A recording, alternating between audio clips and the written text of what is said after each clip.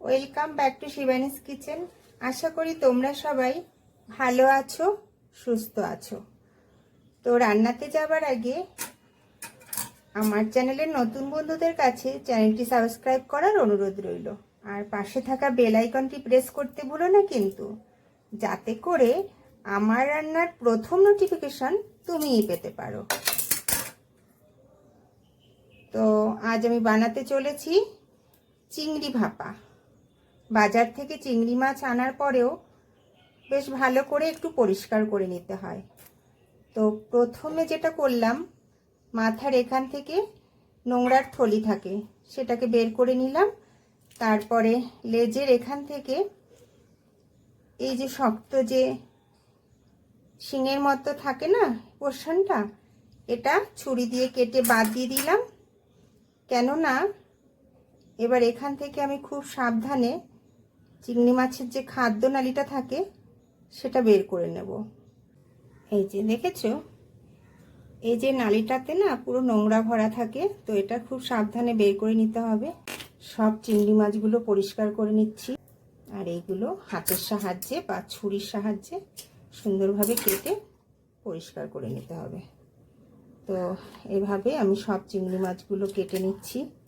তো চিংড়ি মাছগুলো ভালো করে বেছে ধুয়ে নিয়েছি। এবার একটু নুন আর হলুদ মাখিয়ে রাখবো। বেশি হলুদ দেব না, যেহেতু ভাপা করব, ভাপাতে খুব বেশি হলুদ দিলে ভালো লাগে না। এবার ভাপার মশলাটা রেডি করে নেব। ভাপার মশলার জন্য এখানে নিয়ে নিচ্ছি 1 চামচ কালো সর্ষে আর 1 চামচ হলুদ কালারের সর্ষে, আর নিয়ে নেব 2 চামচ পোস্ত। যতটা সর্ষে ঠিক ততটা পরিমাণ পোস্ত দানা নিয়ে নিতে হবে। আর দিয়ে দিচ্ছি 6-7টার মতো কাজু বাদাম। আর লঙ্কাটা হলো তোমরা যে যেরকম ঝাল পছন্দ করো সেই অনুযায়ী লঙ্কাটা দেবে। তো এখানে আমি 4-5টা দিয়ে দিলাম। এবার এই সমস্ত উপকরণগুলো ভালো করে পেস্ট করে নেব। তো মশলাতে খুব ভালো করে পেস্ট করে নিয়েছি, এই দেখো। এবারে এখান থেকে 4 চামচ দিয়ে দেবো এর মধ্যে, যেহেতু 4টে চিংড়ি মাছ। আর দিয়ে দেব 2 চামচ টক দই। আর সমস্ত উপকরণ তো মোটামুটি দিয়েই দিয়েছি, শুধু সর্ষের তেলটা দিতে বাকি। তো এটা আগে ভালো করে একটু মিশিয়ে নিই মাছের গায়ে। সামান্য একটু চিনি দিয়ে দিলাম, আবার ভালো করে একটু মিশিয়ে নেব। এবার দিয়ে দেব সেই উপকরণটা যেটা এই রান্নার স্বাদকে ডবল বাড়িয়ে দেয়। এটা হলো সর্ষের তেল। এই রান্নাটিতে কিন্তু সর্ষের তেলই দিতে হবে। তো সুন্দর করে মাখিয়ে নিয়েছি। এভাবে আধ ঘন্টার মতো রেখে দিলে খুব ভালো হয়, মশলাটা মাছের মধ্যে খুব ভালো করে ঢুকে যায়। 10-15 মিনিটের মতো রেখে দেব। 10 মিনিট বাদে একটা স্টিলের টিফিন বক্স নিয়ে চলে এসেছি। আর দেখো কালারটা কি সুন্দর এসছে।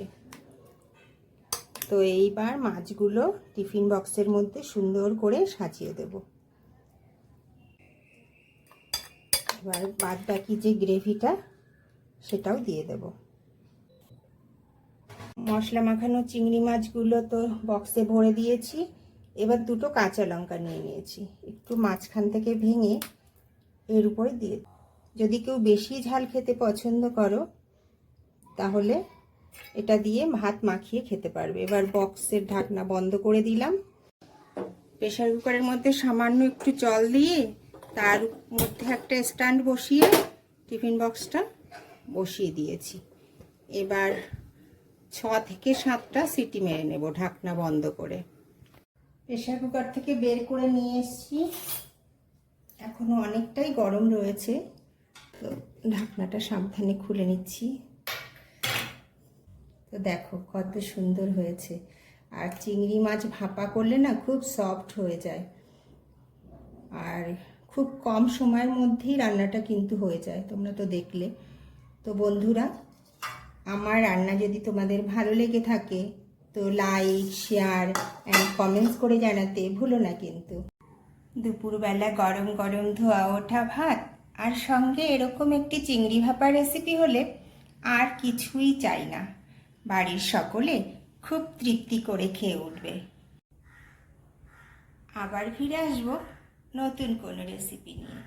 ভালো থেকো, সুস্থ থেকো, ধন্যবাদ।